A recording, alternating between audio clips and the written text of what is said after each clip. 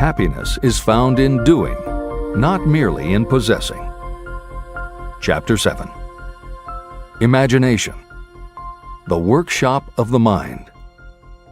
The fifth step toward riches. The imagination is literally the workshop where all plans are created. It is where the impulse, the desire, is given shape, form, and action through the aid of the imaginative faculty of the mind. It has been said that we can create anything that we can imagine. Through the aid of imagination, we have discovered and harnessed more of nature's forces during the past 50 years than during the entire history of the human race previous to that time. And even with all we have accomplished, we have come nowhere near the limit of what we are capable. Our only limitation, within reason, lies in the development and use of our imagination. The human imagination offers so much possibility, it is as though we have merely discovered that we have an imagination and have just started to use it in a very elementary way. Two forms of imagination. The imaginative faculty functions in two forms. One is known as synthetic imagination, and the other as creative imagination. Editor's comments. In modern usage, the word synthetic has taken on a negative connotation, implying that something is artificial, not the real thing.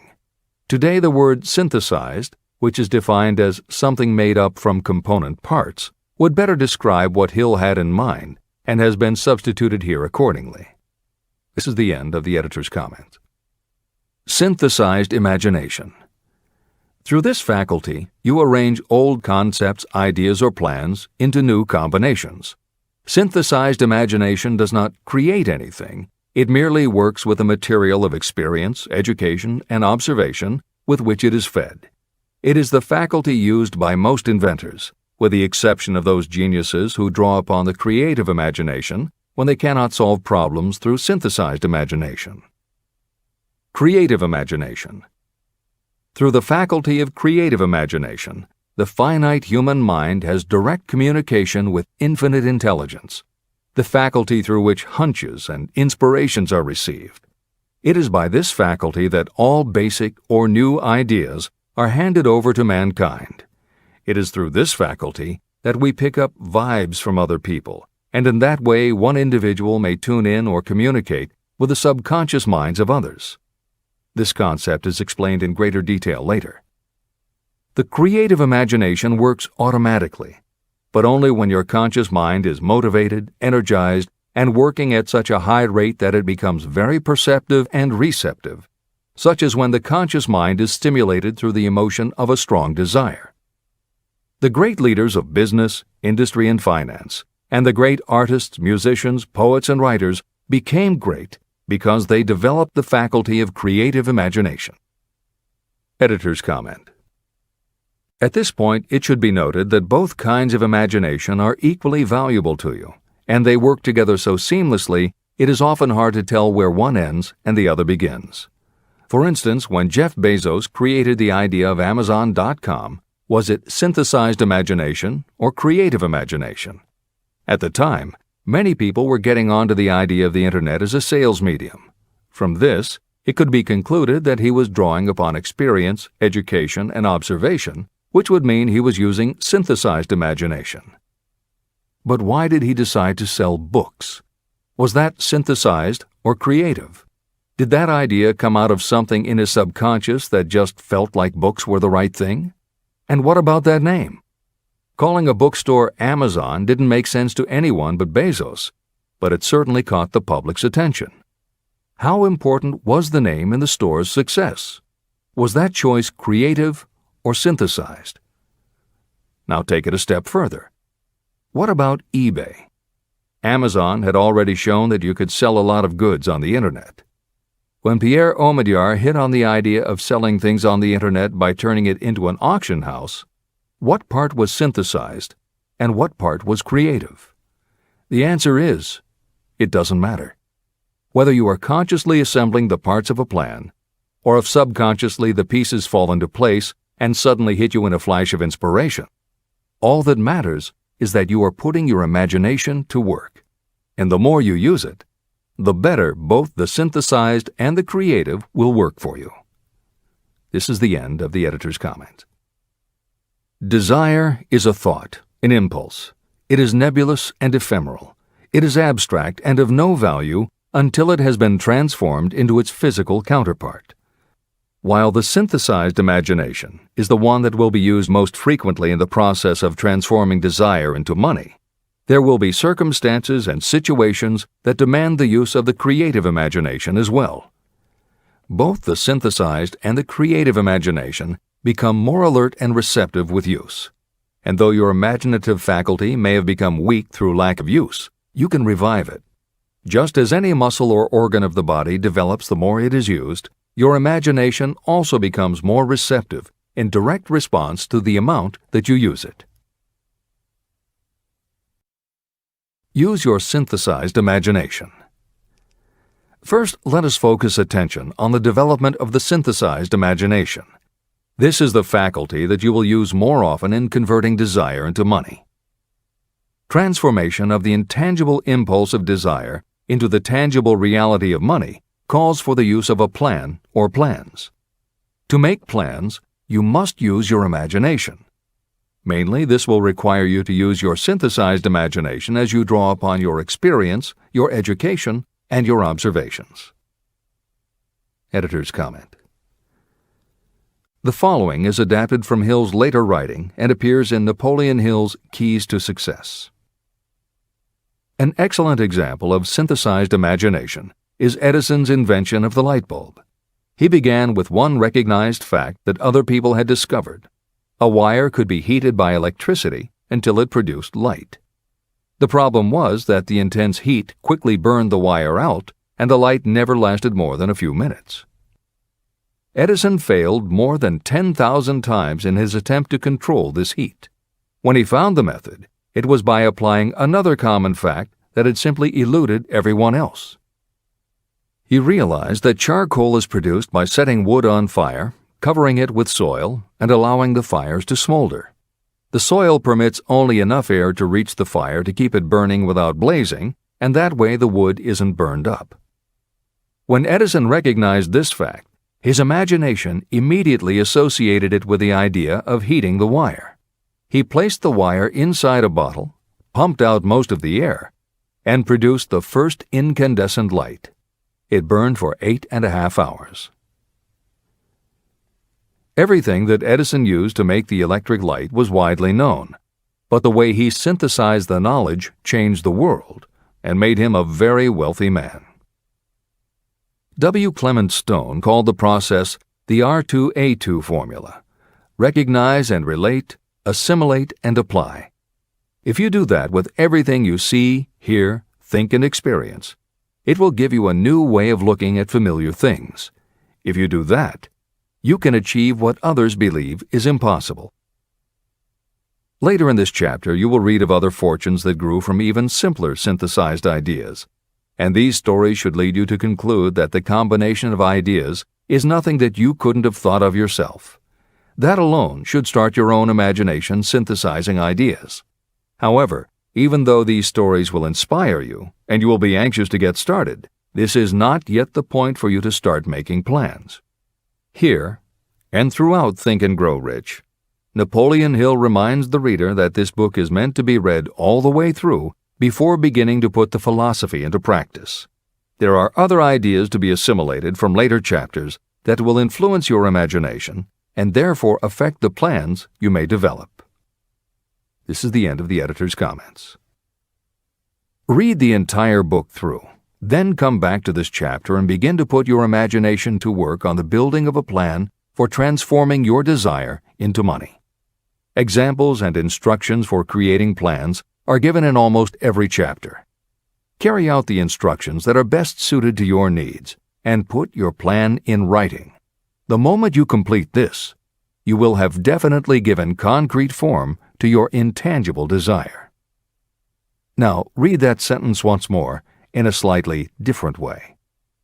The moment I put my plan in writing, I will have definitely given concrete form to my desire. Now read it aloud and realize what you are telling yourself. Desire is only a thought.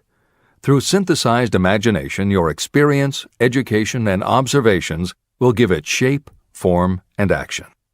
From the moment you follow those instructions and write out your desire and your plan, you will have actually taken the first of a series of steps that will enable you to convert the thought into its physical counterpart.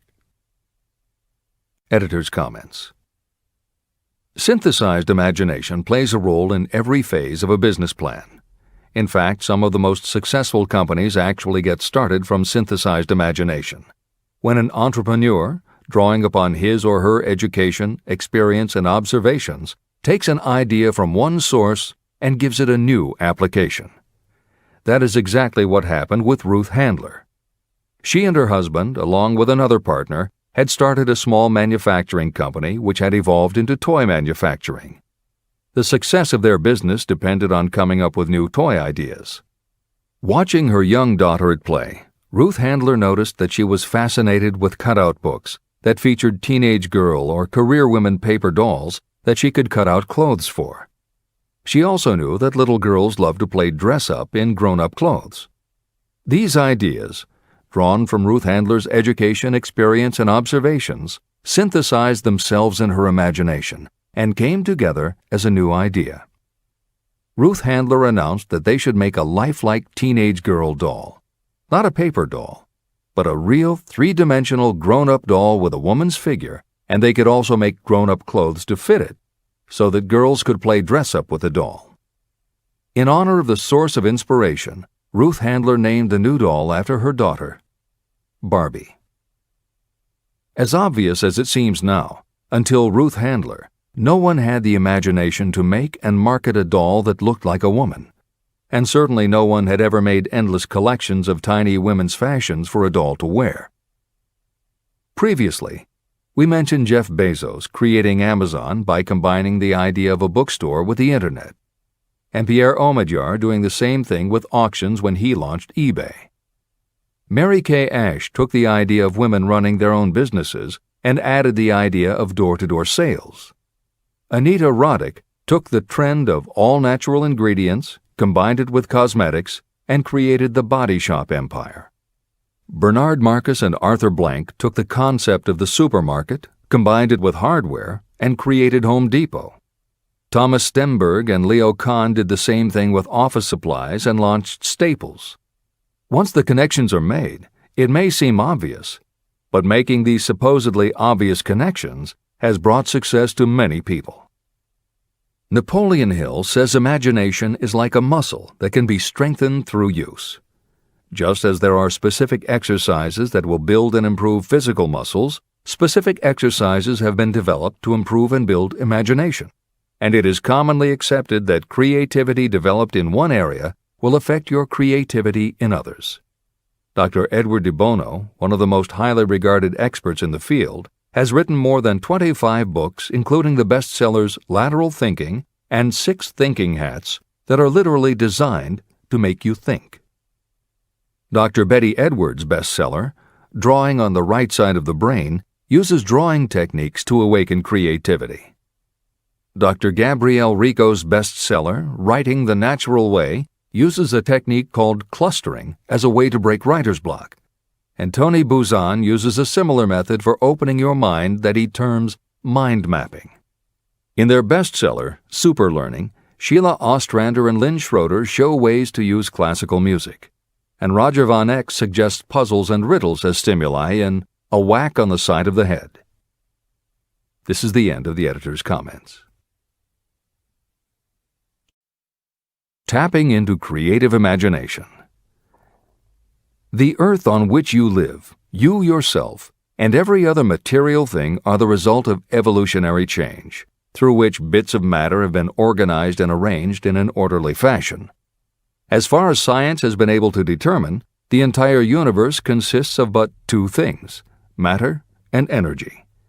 Moreover, and this statement is of stupendous importance, this earth, every one of the billions of individual cells of your body, and every subatomic particle of matter began as an intangible form of energy. Through the combination of energy and matter has been created everything perceptible, from the largest star in the heavens down to and including man himself. Desire is a thought impulse. Thought impulses are forms of energy. When you begin the process of acquiring money by using the thought impulse of desire, you are drafting into your service the same stuff that nature used in creating this earth, as well as every material form in the universe, including your body and your brain, in which the thought impulses function. Editor's comments. Although recent developments in physics, gauge theory, string theory, membrane theory, and others, have advanced our understanding of matter and energy, Hill's preceding description remains in accord with modern science. The newer theories are variations on and refinements of the basic concept that everything in the universe is either space, time, matter, or energy. And as Einstein stated, energy and matter are in fact different forms of the same thing. As Hill says, everything from the stars to the solar system to the earth, to you, your brain, and that little spark called a thought, are all the same stuff. As when a tablecloth is spread out, there are folds and bumps in the fabric that are all different from each other, but they are all still tablecloth. Like the folds and bumps in the tablecloth, energy and matter are the same thing in different forms.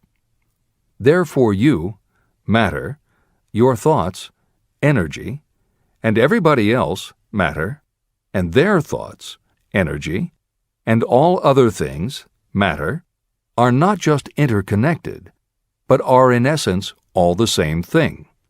Hill calls this interrelation of everything to everything else infinite intelligence. In the chapter on faith, he made his first mention of infinite intelligence being the source of hunches, intuition, and flashes of inspiration.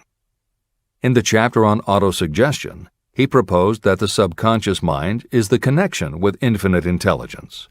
In this chapter, Hill elaborates that creative imagination is the receiver through which these flashes of insight come to us from infinite intelligence. Under some circumstances, when your mind is operating at a high rate, your creative intelligence receives not just an idea, but also a flash of intuition. You get a hunch or a premonition about something or somebody. That flash could not come from your conscious or your subconscious because neither ever had the information. Because everything is a part of everything else, your creative imagination, energy, pulled the thought, energy, directly from the common pool of infinite intelligence, energy, that contains not just your subconscious, energy, but all other subconscious minds, energy, as well. Infinite intelligence is a complex concept, and for those readers who find themselves questioning the process, be assured that Hill expands on the theory in later chapters. The editors advise the reader to set aside any questions for the moment and focus on the logical and practical application Hill had in mind. This is the end of the editor's comments. You are engaged in trying to turn your desire into its physical or monetary counterpart, and there are laws of physics and principles of psychology that can help you. But first, you must give yourself time to become familiar with these laws and learn to use them. Through repetition, and by describing these principles from every conceivable angle, I hope to reveal to you the secret through which every great fortune has been accumulated. Strange and paradoxical as it may seem, the secret is not a secret. It is made obvious in the earth, the stars, the planets, in the elements above and around us, in every blade of grass, and every form of life within our vision. Do not be discouraged if you do not fully understand or accept this theory. I do not expect that you will accept all that is in this chapter on your first reading. Assimilate as much as you can now as you read this for the first time. Later, when you reread and study it, you will discover that something has happened to clarify it and give you a broader understanding of the whole. Above all, do not stop nor hesitate in your study of these principles until you have read the book at least 3 times. Then you will not want to stop. How to make practical use of imagination. Ideas are the beginning points of all fortunes. Ideas are products of the imagination. Following are 2 true stories about ideas that have yielded huge fortunes. I hope that these stories will convey how important a role imagination can play in turning an idea into success, and that they will illustrate the method by which imagination may be used in accumulating riches. The Enchanted Kettle. In the late 1880s, an old country doctor drove to town, hitched his horse, quietly slipped into a drugstore by the back door, and began dickering with a young drug clerk. For more than an hour behind the prescription counter, the old doctor and the clerk talked in low tones. Then the doctor left. He went out to the buggy and brought back a large, old-fashioned kettle, a big wooden paddle, used for stirring the contents of the kettle, and deposited them in the back of the store. The clerk inspected the kettle, reached into his inside pocket, took out a roll of bills, and handed it over to the doctor. The roll contained exactly $500, the clerk's entire savings. The doctor handed over a small slip of paper on which was written a secret formula. The words on that small slip of paper were worth a king's ransom, but not to the doctor. Those magic words were needed to start the kettle to boiling, but neither the doctor nor the young clerk knew what fabulous fortunes were destined to flow from that kettle. The old doctor was glad to sell the outfit for $500. The clerk was taking a big chance by staking his entire life savings on a mere scrap of paper and an old kettle. He never dreamed his investment would start a kettle to overflowing with gold that would one day surpass the miraculous performance of Aladdin's lamp. What the clerk really purchased was an idea. The old kettle and the wooden paddle and the secret message on a slip of paper were incidental. The miracle of that kettle only began to take place after the new owner mixed with the secret instructions an ingredient of which the doctor knew nothing. See if you can discover what it was that the young man added to the secret message, which caused the kettle to overflow with gold. Here you have a story of facts stranger than fiction, facts that began in the form of an idea. Just look at the vast fortunes of gold this idea has produced. It has paid, and still pays, huge fortunes to men and women all over the world who distribute the contents of the kettle to millions of people. The old kettle is now one of the world's largest consumers of sugar, thus providing jobs to thousands of men and women engaged in growing sugarcane and in refining and marketing sugar. The old kettle consumes annually millions of bottles and cans, providing jobs to huge numbers of workers. The old kettle gives employment to an army of clerks, stenographers, copywriters, and advertising experts throughout the nation. It has brought fame and fortune to scores of artists who have created magnificent pictures describing the product.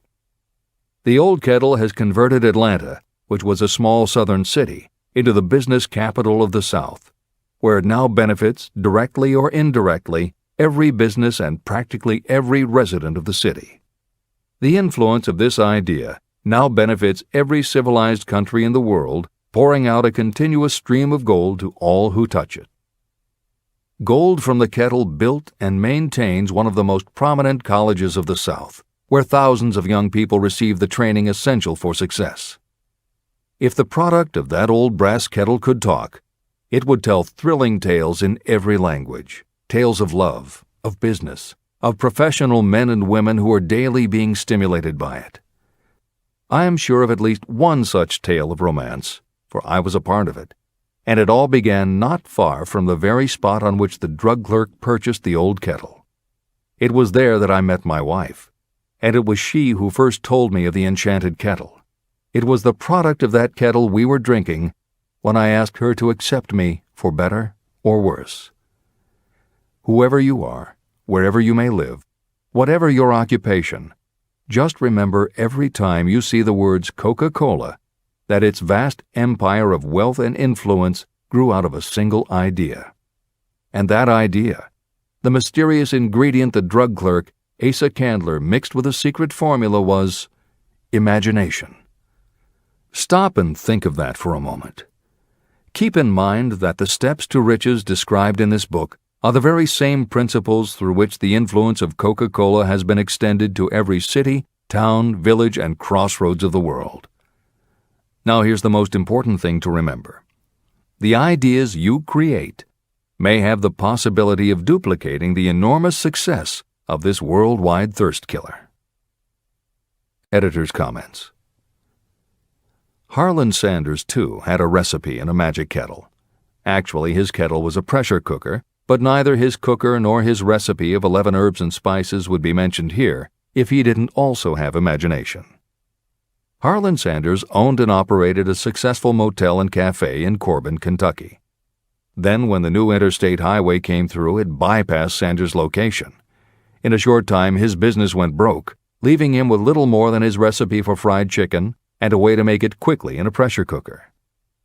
At 62 years of age, the Colonel, as people called him, had to find a new way to make a living. That's when the magic ingredient, imagination, came in. He decided he wasn't going to sell fried chicken anymore.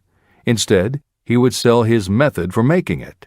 He packed his recipe and cooker into the back of his car and hit the road to demonstrate his fried chicken to other restaurant owners.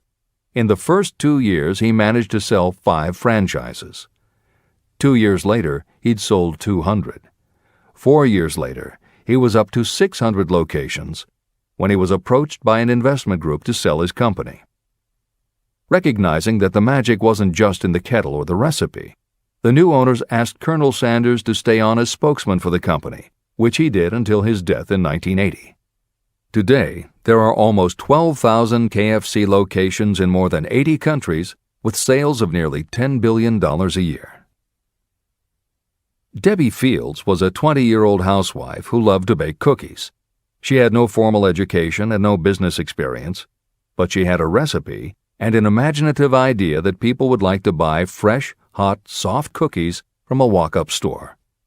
The business people and bankers she approached told her she was crazy, but she and her husband continued to pitch her idea to banker after banker until they finally wore one down enough to give Debbie Fields a loan to open a store in Palo Alto, California. By noon on her first day, she still hadn't sold a cookie, so she went out into the street and gave away samples. That did it. Her walk-in try-a-sample cookie store took off. Today, Mrs. Fields' stores are all across America. Harvard Business School uses her methods as a case study in efficiency, and Debbie Fields has become a best-selling author, an in-demand motivational speaker, and a television personality. Wally Famous Amos was a Los Angeles talent agent who copied a cookie recipe off the back of a bag of Nestle's chocolate chips. He made a few changes to personalize the recipe and started to give out his version of homemade cookies as a sort of calling card. His clients and business associates liked them so much that Wally finally decided to quit show business and open a store. He did it with a Hollywood agent's flair. He opened on Sunset Boulevard with 2,000 invitations, a red carpet, and celebrities. With the same flair, he put his picture on the bag, filled the bags with cookies, and started selling them to exclusive department stores and specialty shops. 10 years later, Famous Amos cookies were a $10 million business. Ray Kroc was over 50 and selling milkshake mixers when he heard about a hamburger stand in California, owned by Dick and Mac McDonald, that was doing great business. He packed his car and headed to San Bernardino to check it out.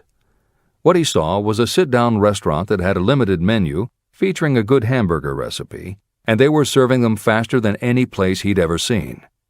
Figuring that if there were more places like this, he could sell them a lot of milkshake mixers, Kroc pitched the McDonald brothers on the idea of opening some more McDonald's. They were interested, but they didn't know who they could get to open the new restaurants. This time, it was a recipe and a magic griddle, but it still needed the extra ingredient, imagination. On the spot, Ray Kroc offered to go into business with them and open the restaurants himself. According to the signs on the golden arches, Ray Kroc's imagination paid off in billions of hamburgers sold. In 1982, Howard Schultz went to work as the director of marketing for a small coffee importer wholesaler called Starbucks, which had only one location in Seattle's Pike Place Market. While he was on a trip to Italy, Schultz got the idea that the coffee bar culture he saw in Milan could be transposed to the downtown Seattle scene. He convinced the company to try it. His coffeehouse idea was such a success that Schultz went out and raised the money to buy the company. 5 years after he'd joined Starbucks, he was CEO of a company that had 17 locations.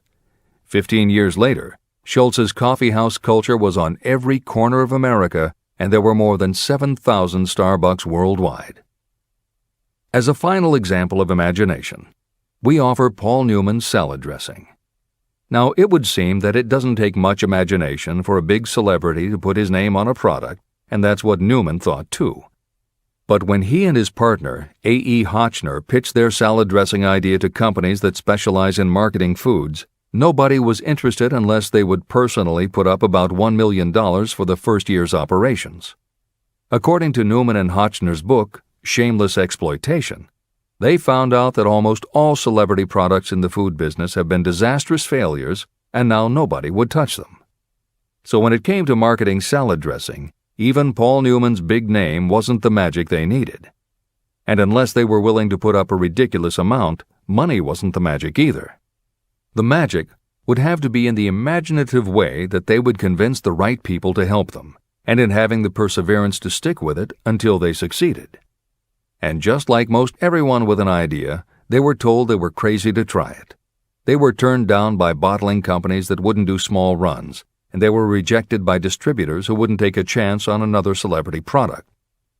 In the end, it was one supermarket owner, Stu Leonard, who helped hook them up with the right suppliers.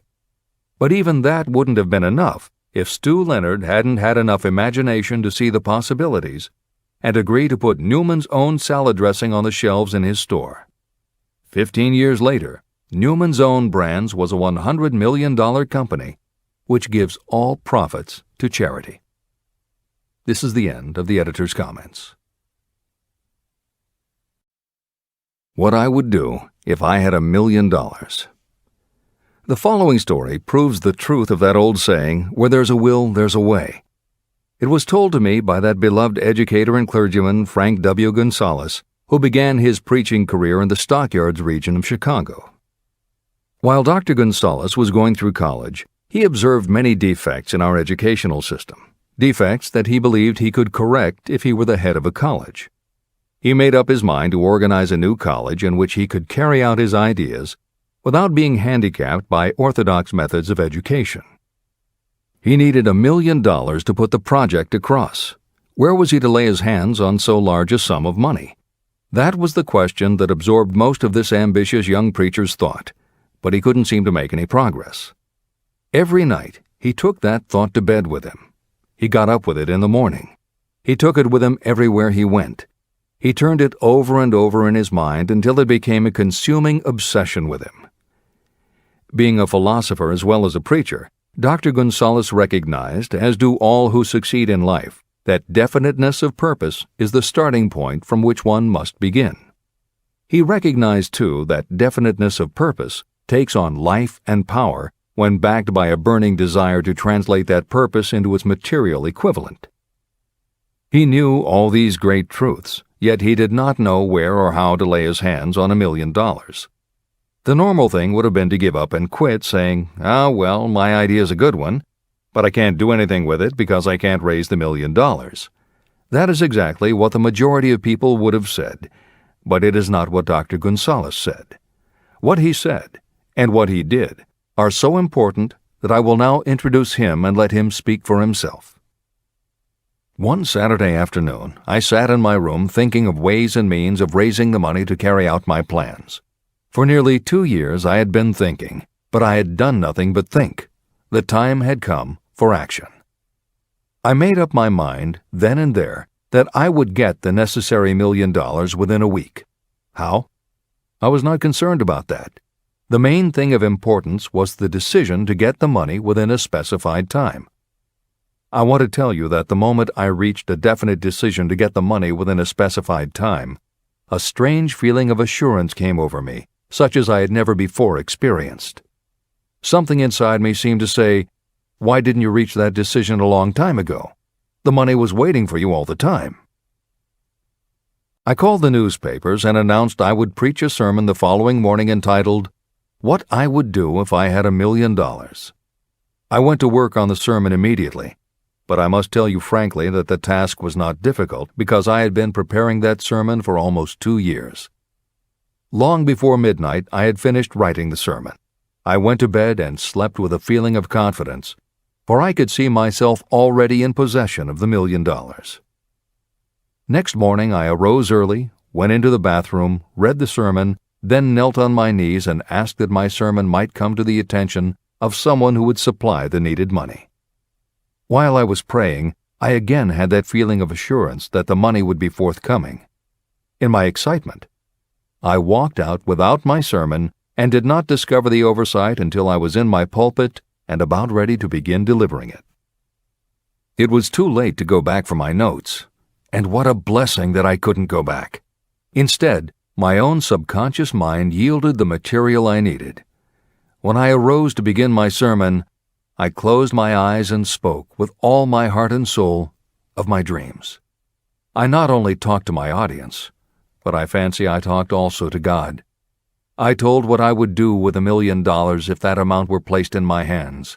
I described the plan I had in mind for organizing a great educational institution, where young people would learn to do practical things and at the same time develop their minds. When I had finished and sat down, a man slowly arose from his seat, about 3 rows from the rear, and made his way toward the pulpit. I wondered what he was going to do. He came into the pulpit, extended his hand, and said, "Reverend, I liked your sermon. I believe you can do everything you said you would if you had $1 million. To prove that I believe in you and your sermon, if you will come to my office tomorrow morning, I will give you the $1 million. My name is Philip D. Armour." Young Gonzalez went to Mr. Armour's office, and the $1 million was presented to him. With that money, he founded the Armour Institute of Technology, now known as Illinois Institute of Technology. The $1 million that launched the Armour Institute came as the result of an idea. Behind the idea was a desire that young Gonzalez had been nursing in his mind for almost 2 years. Observe this important fact. He got the money within 36 hours after he reached a definite decision in his own mind to get it and decided upon a definite plan for getting it. There was nothing new or unique about young Gonzalez vaguely thinking about $1 million and weakly hoping for it. Others have had similar thoughts. But there was something very unique and different about the decision he reached on that memorable Saturday, when he put vagueness into the background and definitely said, "I will get that money within a week."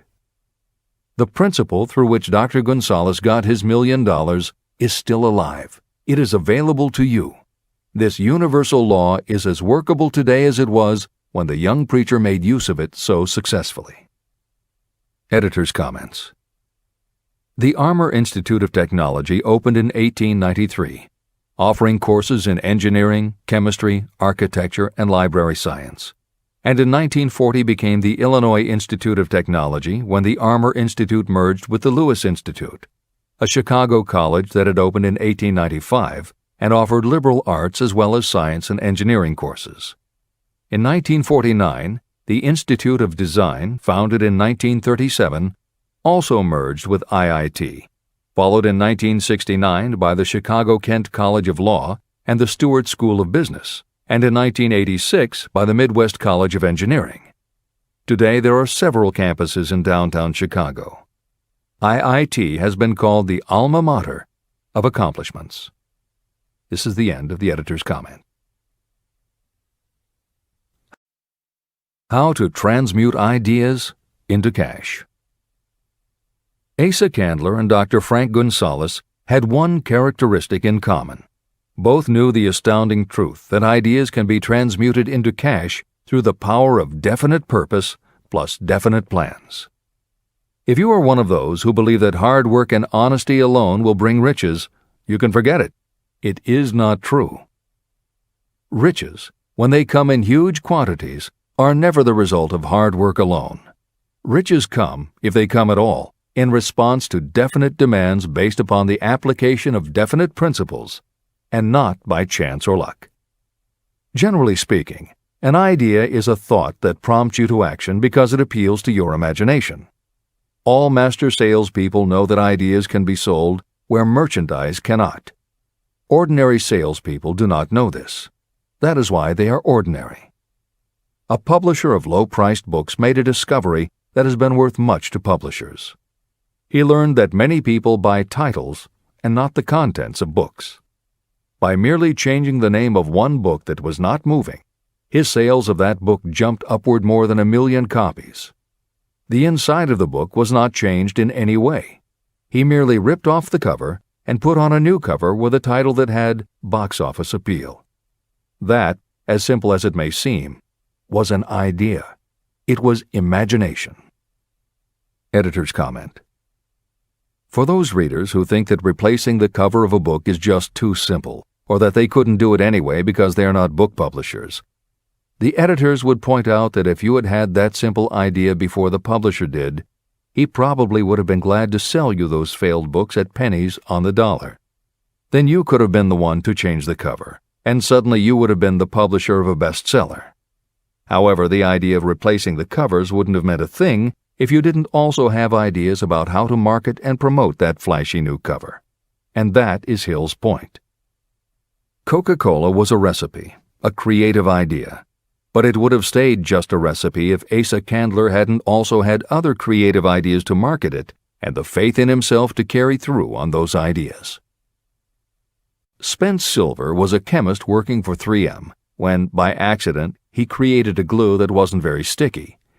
Needless to say, 3M was not much interested in glue that didn't stick, and Silver's invention was shelved as a failure. But Silver liked his glue, so for 5 years he kept demonstrating it to anyone who would listen. Nobody did, until Arthur Fry, who worked in the tape division at 3M, found that when he was at choir practice, he kept losing his place in the hymnal because the pieces of paper he used to mark his place slipped down or fell out of the book. A little of Silver's not very sticky glue on the slips of paper, and they stayed where he wanted them, then peeled off easily when he was done. That was the eureka moment. They had just invented the world's best bookmark, Post-its.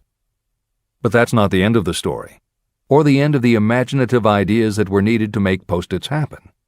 Fry would also need perseverance. First, he had to convince the engineers to solve production problems, and to do it, he knocked a hole in his basement wall so he could install a prototype of the production equipment.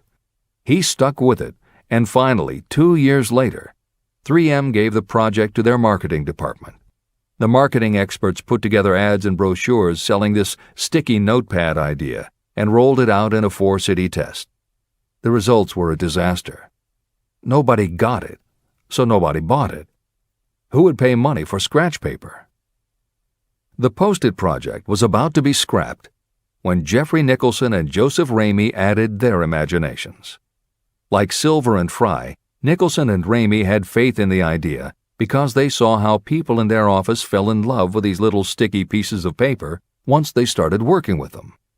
So Nicholson and Ramey went to Richmond, Virginia, one of the 4 test cities that had failed, and they went up and down the business district, going into offices and giving pads of Post-its to receptionists, secretaries, and anyone else who would listen.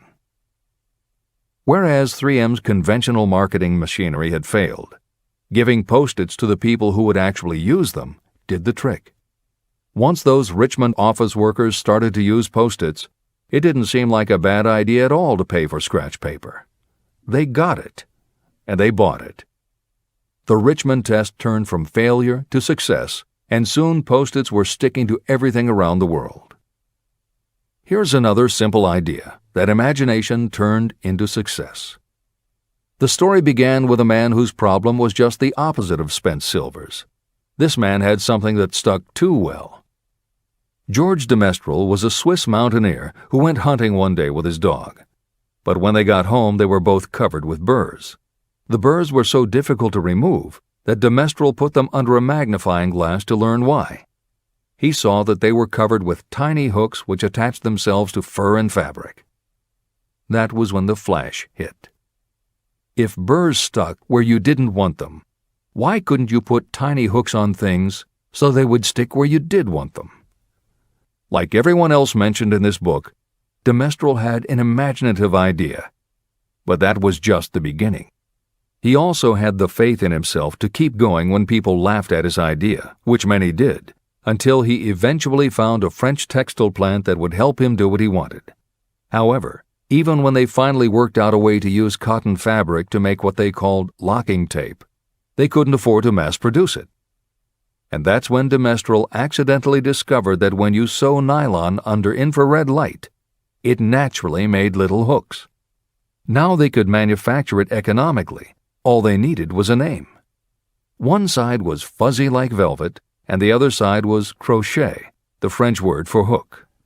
Take half vel and half crow, combine it with imagination. The result is Velcro, and a Swiss mountaineer becomes a business tycoon. The Sony Corporation once tried to make a very small stereo tape recorder that would work with standard-size cassettes, but they couldn't do it. They could make a small playback machine, but at the time the electronics needed to also make it a recording machine just couldn't be made small enough. They concluded that the design was a failure. Then one day, Sony's honorary chairman, Masaru Ibuka, walked into the laboratory and saw that a few of the engineers were using the prototypes of the failed tape recorder to listen to music tapes. They didn't seem to care that it couldn't record. They just liked to be able to walk around listening to their favorite music. Then came the imaginative idea that made all the difference. Ibuka remembered that another division was working on lightweight headphones. That was the Flash. Ibuka's imagination made the connection that the rest of the engineers had not. In Ibuka's view, they hadn't made a failed recorder. They had created a successful private stereo listener.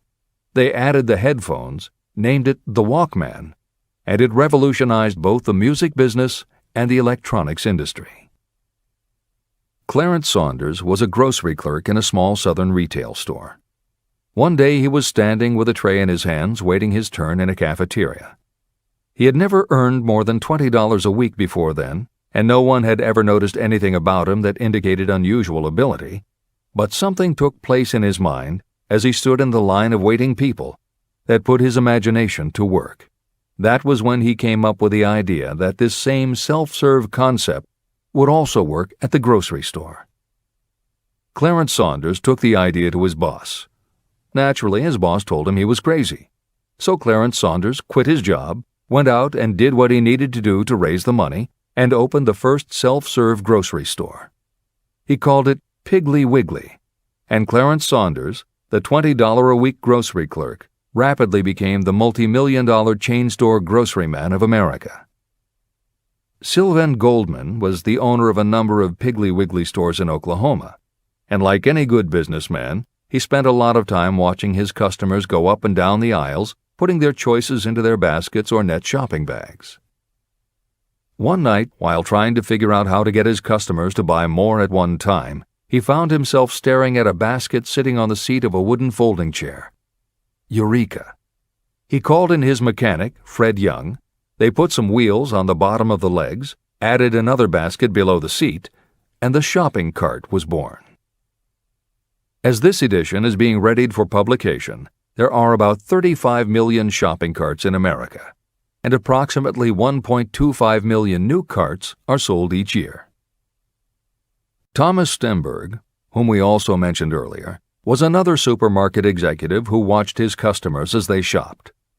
By this time, shopping carts were well established in supermarkets, and it was because his customers were pushing shopping carts up and down the aisles that he got his flash of inspiration. He was so sure of his idea that he convinced another supermarket executive, Leo Kahn, to join him. Together, they took the supermarket concept and applied it to selling office supplies. And in 1986, they opened their first store in Brighton, Massachusetts. They called it Staples. In 1989, they took the company public, and 10 years later, there were more than 1,000 Staples stores with revenues exceeding $7 billion. We'll end this commentary with another set of connected stories, which make the point that sometimes the most imaginative part of marketing is in the timing. If you were to go shopping in the late 1800s, it usually meant bartering with a merchant who would then have to get the goods from storage shelves kept behind the counter. In the 1870s, fixed pricing was just starting to be used by storekeepers. Merchants were trying the idea by setting out a table of merchandise that was all priced the same, usually 5 cents. Frank Winfield Woolworth was a clerk in a general store, and he convinced the store owner to let him try the 5-cent table idea. Although it worked, the owner wasn't impressed. So Woolworth borrowed $350 from his boss, and in 1879 opened his first 5-cent store in Utica, New York. It was an entire store full of goods where everything cost a nickel. A year later, he had 4 stores, and the 4th one, in Lancaster, Pennsylvania, was the first that he named F.W. Woolworth's 5 and 10 cent store. 20 years later, he had 238 stores. By the time of his death in 1919, there were over 1,000 F.W. Woolworth locations. He had established the first nationwide chain of general merchandise stores, and he had built the tallest building in New York City as his headquarters. The Woolworth Company stayed true to the original idea and didn't carry any merchandise that cost more than a dime until 1932, when the top price was raised to 20 cents.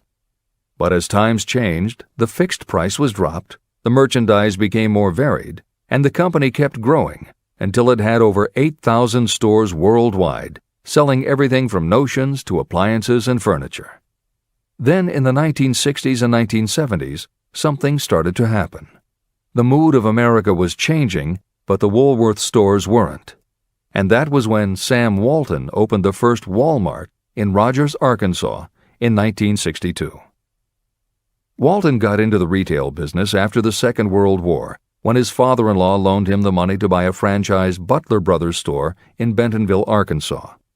By 1962, Sam and his brother Bud owned 16 variety stores in Arkansas, Missouri, and Kansas. It was in these stores that Sam Walton first started adding the magic ingredient of imagination.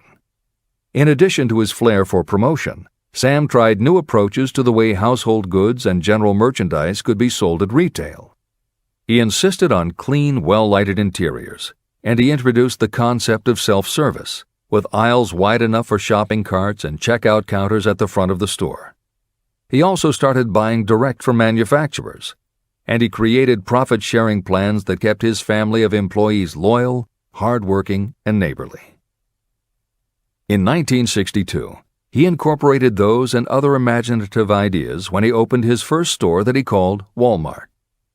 The basic magic was that he sold brand-name merchandise at discount prices, but there was also magic in the way he kept a friendly hometown feel to his store, even though it was what is now called a big box store.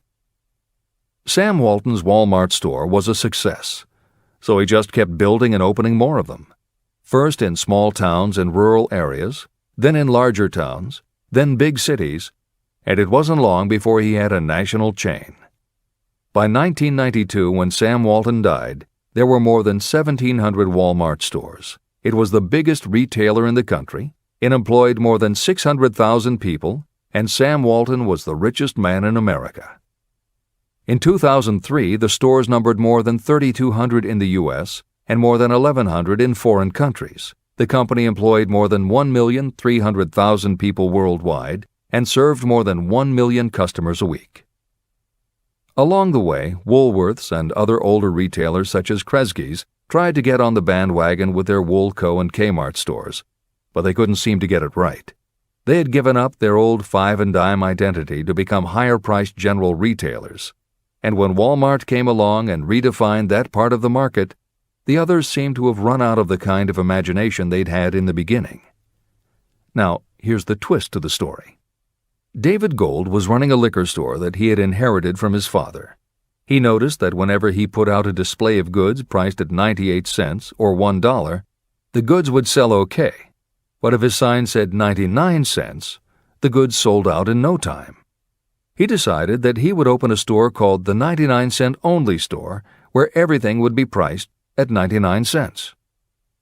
Sound familiar?